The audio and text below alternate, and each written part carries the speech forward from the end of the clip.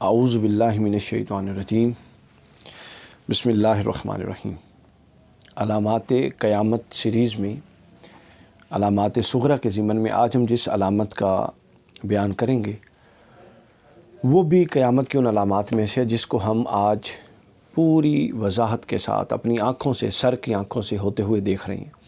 اور وہ یہ ہے کہ قرب قیامت میں حضور نے فرمایا اہل مغرب کا غلبہ ہوگا۔ جو ویسٹرن ورلڈ ہوگی وہ لیڈ کرے گی دنیا کو قرب قیامت میں، اور وہ آج کر رہی ہے۔ آج کے دور میں مغربی ممالک کی ترقی اپنے کمال پر ہے، اور امت مسلمہ مجموعی طور پہ روبہ زوال ہے، اور یہ بھی واضح رہے کہ عصر حاضر کے ان تمام حالات کی خبر بھی یہ کوئی آج کل کی بات نہیں، یہ حضور نے اس وقت فرما دی تھی کہ قرب قیامت میں یہ ہوگا کہ مغرب روبہ عروج ہوگا، علم میں، فن میں، ہر حوالے سے، اور مشرق پر زوال ہوگا۔ اس حوالے سے حدیث پاک حضرت سعد بن ابی وقاص رضی اللہ تعالیٰ عنہ بیان فرماتے ہیں۔ یہ حدیث صحیح مسلم کی حدیث صحیح ہے، کتاب الامارہ میں ہے، حدیث نمبر 1925، مسند ابو یعلا میں ہے 783، مسند بزار میں ہے 1222، اور مسند ابی عوانہ میں ہے 7510۔ حضور علیہ الصلوۃ نے فرمایا لا یزال اہل الغرب ظاہرین علی الحق حتی تقوم الساعۃ، اہل مغرب حق پر مکمل غالب آ جائیں گے، اہل حق پر، یہاں تک کہ قیامت قائم ہو جائے گی۔ یعنی قیامت کا قیام اہل مغرب کے غلبے کے ساتھ جوڑا ہوا ہے، اور اس پر حضور شیخ الاسلام نے اپنا موقف جو صراحت مزید فرمائی وہ یہ کہ حضور نبی اکرم صلی اللہ علیہ وسلم کے ارشاد کے مطابق کہ مغرب کے لوگ غلبہ پا جائیں گے، جب ایسا ہو جائے تو سمجھ لینا قیامت قریب ہے۔ محدثین نے اہل مغرب پر مختلف تشریحات کی ہیں، بہت ساری، کہ مغرب سے مراد کسی نے کوئی ٹیکنالوجی لی، کسی نے کچھ لی، لیکن حضور شیخ الاسلام کا بالصراحت ہے، وہ کہتے ہیں جی عبارت النص سے یہ بات بالکل ثابت ہے، اور مغرب کا عروج بھی ثابت ہے۔ یہ ایک بالکل واضح نشانی ہے، اس میں کسی تعویل توجیہ کی ضرورت نہیں ہے۔ آج مغربی اقوام ہر لحاظ سے اہل اسلام پر غالب ہیں، اور یہ فرمان کے بالکل عین مطابق ہے۔ اس کے بعد اسی طرح کی ایک روایت جو اسی موقف اور اسی نقطہ نظر کی وضاحت کرتی ہے، حضرت ثوبان سے مروی ہے، جس کو امام احمد بن حنبل نے مسند میں 22450، امام ابو داؤد نے السنن میں 4297، اور امام ابن ابی شیبہ نے المصنف 37247 میں بیان فرمایا کہ وہ وقت قریب ہے کہ جب دیگر اقوام تمہیں مٹانے کے لیے مل کر سازشیں کریں گی، امت مسلمہ کو کہا گیا، اور ایک دوسرے کو وہ اس طرح بلائیں گے جیسے دسترخوان پر کھانا کھاتے وقت لذیذ کھانا لگا ہو اور سارے ایک دوسرے کو بلاتے ہیں۔ اور کسی نے عرض کیا کہ یا رسول اللہ، کیا ہمارا یہ حال اس وقت قلت تعداد کی وجہ سے ہوگا کہ ہم تھوڑے ہوں گے اور وہ سب ہم پر چڑھ دوڑیں گے؟ حضور نے فرمایا نہیں، بلکہ تم اس وقت تک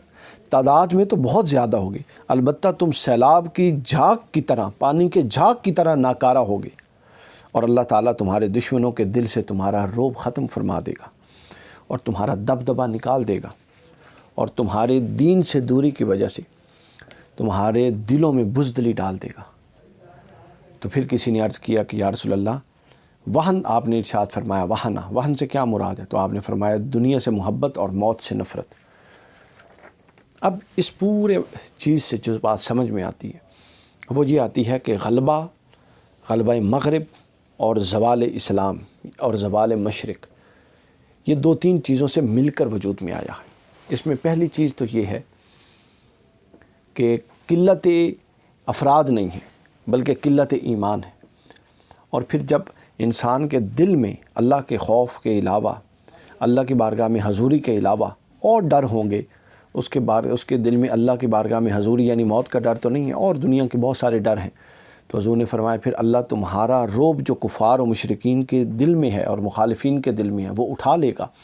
اور تمہارے دل میں چونکہ دنیا ہے اس کی وجہ سے تمہارے دل میں بزدلی ڈال دے گا۔ تو تعداد میں کثیر ہونے کے باوجود اس بزدلی کی وجہ سے تم ان کا مقابلہ نہیں کر سکو گے، اور نتیجتاً وہ غالب آ جائیں گے اور تم مغلوب ہو جاؤ گے۔ اسی طرح کی ایک اور روایت السنن الواردہ فی الفتن حدیث نمبر 418 میں بیان ہوئی۔ حضور نے فرمایا مسلمانوں کے عروج و زوال کی داستان کو ایک نہایت جامع بلیغ جملے میں بیان فرما دیا۔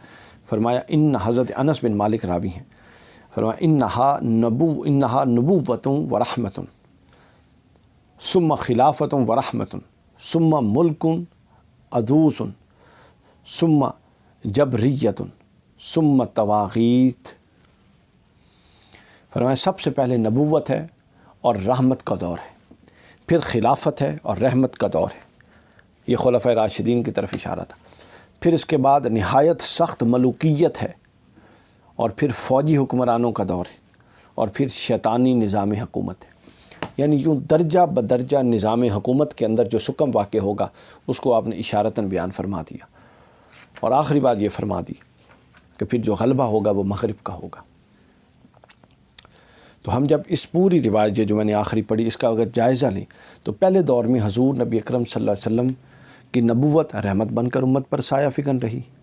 آپ کی اس نبوت کے جھنڈے کے نیچے مسلمان تھے۔ پھر دوسرا دور خلافت راشدہ کا رہا، علیکم بسنتی و سنت الخلفاء الراشدین المہدیین، وہ بھی امن و امان کا اور حسین دور تھا۔ پھر تیسرا دور جس نے خیر کے دروازے جس میں بند ہونے شروع ہوئے اور خلافت راشدہ اختتام پذیر ہوئی اور ملوکیت اور بادشاہی اور پھر بعد ازاں بدترین بادشاہی کے دور میں منتقل ہوا، وہ بنو امیہ کا دور تھا۔ یہ مختلف شکلیں بدلتا رہا، لیکن یہ سب ملوکیت اور شہنشاہیت تھی۔ پھر اس کے بعد اگلا دور آمریت پر مبنی تھا، جس میں مطلق الانانیت تھی اور حکمرانوں کے خلاف کسی کو دم مارنے کی اجازت نہ تھی۔ اس کی طرح بنو امیہ کے دور میں بھی ڈل چکی تھی کہ حکمرانوں کے خلاف یا حکمرانوں کے مزاج کے خلاف بھی بات کرنا گوارا نہیں تھی۔ اور آخری دور دور طاغوت تھا، یعنی اس سے مراد عالمی سامراجی قوتیں ایک بین الاقوامی سطح پر ایسا نظام وضع کر دیں گی کہ کوئی انفرادی طور پہ کوئی ملک یا کوئی قصبہ یا کوئی علاقہ چاہے بھی صحیح تو پھر اس پورے عالمگیر نظام کو چیلنج نہیں کر سکتا، سسٹم کو چیلنج نہیں کر سکتا۔ یعنی یوں ظاہری طور پہ یا یوں جزوی طور پہ ایمان اور جزوی طور پہ چیزوں کی صحیح سلامت صورت رکھنے کے باوجود من حیث الکل جو غلبہ ہوگا وہ مغرب اور مغربی قوتوں اور مغربی فکر کا ہوگا۔ اور ہم اس دور میں زندہ ہیں اور اس دور میں جی رہے ہیں جس میں ہم اپنے سر کی آنکھوں سے دیکھتے ہیں کہ وہ علم ہو، وہ فن ہو، وہ فکر کا باب ہو، وہ کوئی بھی باب ہو، اہل مغرب اس وقت لیڈ کر رہے ہیں۔ یہ ان علامات قیامت میں سے جس کو حضور نبی اکرم صلی اللہ علیہ وسلم نے بیان فرمایا۔ اللہ رب العزت ان علامات کے ظہور کے وقت ہمیں ان تمام فتنوں سے محفوظ فرمائے۔